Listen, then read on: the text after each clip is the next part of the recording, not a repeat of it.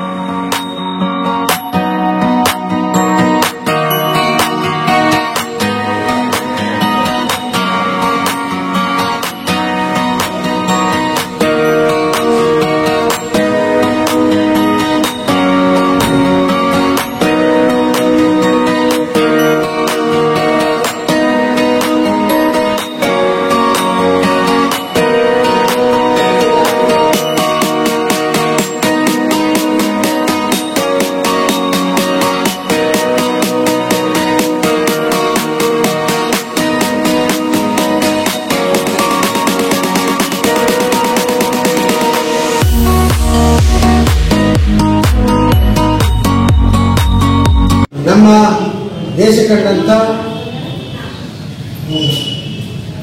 ಇಡೀ ವಿಶ್ವ ನಾಯಕ ಭಾರತ ದೇಶದ ಪ್ರಧಾನಮಂತ್ರಿಯವರ ನರೇಂದ್ರ ಮೋದಿಜಿಯವರ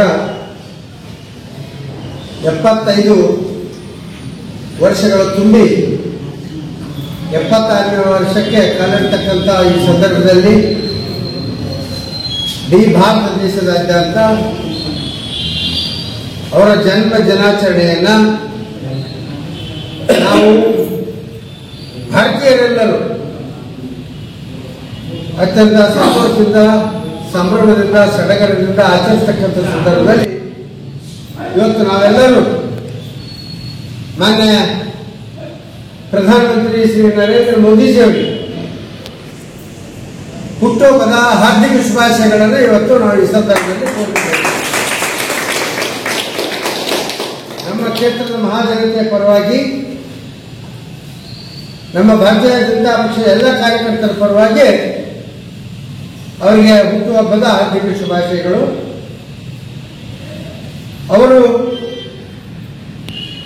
ಅವರಿಗೆ ಭಗವಂತ ಆಯುರಾರೋಗ್ಯ ಮತ್ತು ಆಯುಷ್ಯ ಕೊಡಿ. ಆರೋಗ್ಯ ಮತ್ತು ಆಯುಷ್ಯ ಎರಡು ಮಾತ್ರ, ಅವರಿಗೆ ಸಿರಿ ಸಂಪತ್ತು ಬೇಕಾಗಿಲ್ಲ. ನಾವೆಲ್ಲರೂ ಜನಸಾಮಾನ್ಯರು ಕೇಳ್ತಕ್ಕಂಥ ಸಂದರ್ಭದಲ್ಲಿ ಆಯುರಾರೋಗ್ಯ, ಸಿರಿ ಸಂಪತ್ತು ಇವೆಲ್ಲ ಕೇಳ್ತೀವಿ. ಆದರೆ ಮೋದಿಜಿಯವರಿಗೆ ಯಾವುದೇ ಸಿರಿ ಸಂಪತ್ತು ಬೇಕಿಲ್ಲ. ಈ ದೇಶದ ಜನರ ಆರೋಗ್ಯವೇ ಮುಖ್ಯ, ಈ ದೇಶದ ಜನರ ಸಿರಿ ಸಂಪತ್ತೇ ಮುಖ್ಯ. ಅವ್ರಿಗೆ ವೈಯಕ್ತಿಕವಾಗಿ ಯಾವುದೇ ಸಿರಿ ಸಂಪತ್ತು ಬೇಕಾಗಿಲ್ಲ. ಇವತ್ತು ನಮ್ಮ ಭಾರತಾಂಬೆಯ ಸೇವೆಯನ್ನು ಮಾಡಲಿಕ್ಕೆ ಅವರಿಗೆ ಭಗವಂತ ಆರೋಗ್ಯವನ್ನು ಮತ್ತು ಆಯುಷ್ಯವನ್ನು ಕೊಡಲಿ ಅಂತ ಹೇಳಿ ನಾವು ಭಗವಂತನಲ್ಲಿ ನಾವೆಲ್ಲರೂ ಸೇರಿ ಪ್ರಾರ್ಥನೆ ಮಾಡೋಣ.